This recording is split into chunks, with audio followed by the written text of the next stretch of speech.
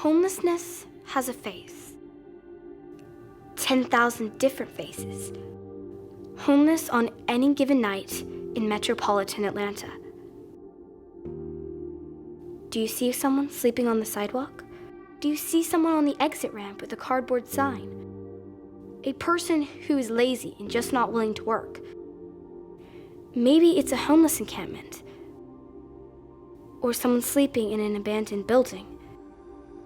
A family living in a car in a shopping center parking lot? What does that face look like to you? Who do you see? I hear a lot of stories about where women and children are sleeping. And I hear that women and children are sleeping in their cars. Women are riding Marta throughout the night so that their children can be safe. I hear that women are sleeping at the airport and sleeping in emergency rooms. Families with children are among the growing numbers of the homeless population. More and more are children. More and more are women.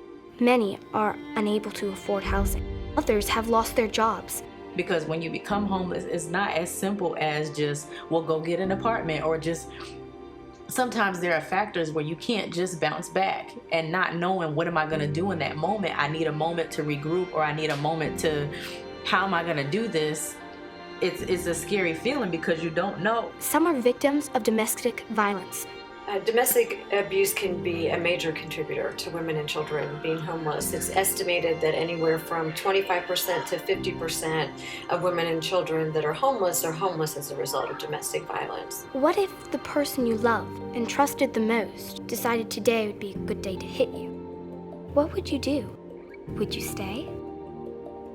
But he came back and he kicked in the door. He wrecked the house. Me and the kids were hidden up in a room, and he just went through and rampaged through the house. The domestic abuse that I suffered before in the past, when I was in my early 20s, I was really broken down by the words that he said, by the physical abuse, by the psychological. I am a victim of domestic violence, which is the reason that I am totally blind. I was in an abusive relationship when I was 15. He decided to shoot me. I was shot under my left eye, in which they had to remove, and when the bullet shattered, both sides of the optic nerve were damaged in the right, and I also lost my sense of smell.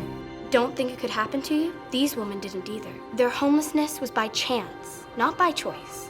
Everybody who's homeless has a mental illness, because if nothing else, they're depressed about being homeless. And the longer you experience it, the more you begin to doubt your self-worth.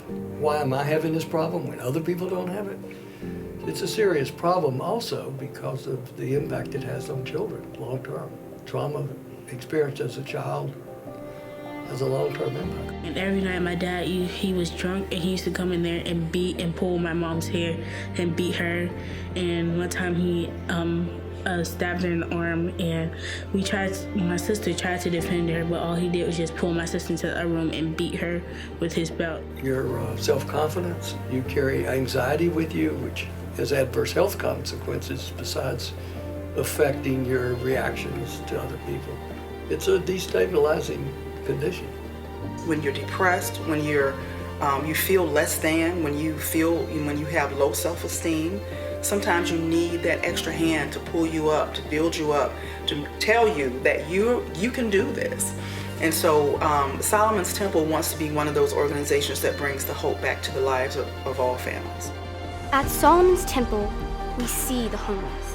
We recognize our resonance for regular people, like you, like me, who, for a variety of reasons, have found themselves without a place to call home. At Solomon's Temple, we identify with the hurting. We are a safe haven for vulnerable women with children who are struggling to move from a homelessness to stability.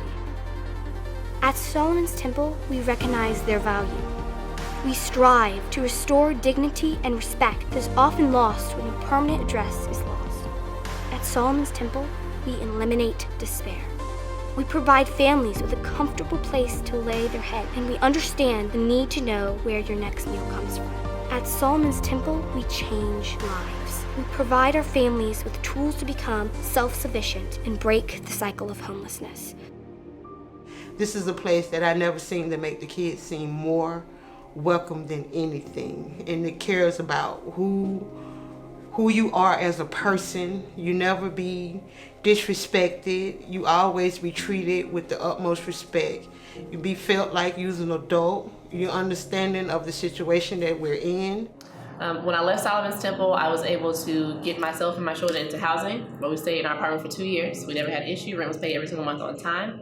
And then after that, because I had paid for things off my credit, I was able to get us a house. So we're still renting, and so next year my goal is to be able to purchase our own home. That is the goal, to never be homeless again. Assets like Solomon's Temple are making the difference. I don't end homelessness. It's people like Solomon's Temple that do that. And they do that by patient, supportive love and assistance. And nobody does it any better than Solomon's Temple. Life-altering events are unexpected and can happen to anyone. Everyone here tonight could be a part of that solution. Stop the fear, end the sadness, and remove the innocent from the desperate situation. Think about what they're going through. Be the help they need. Your support means transforming lives.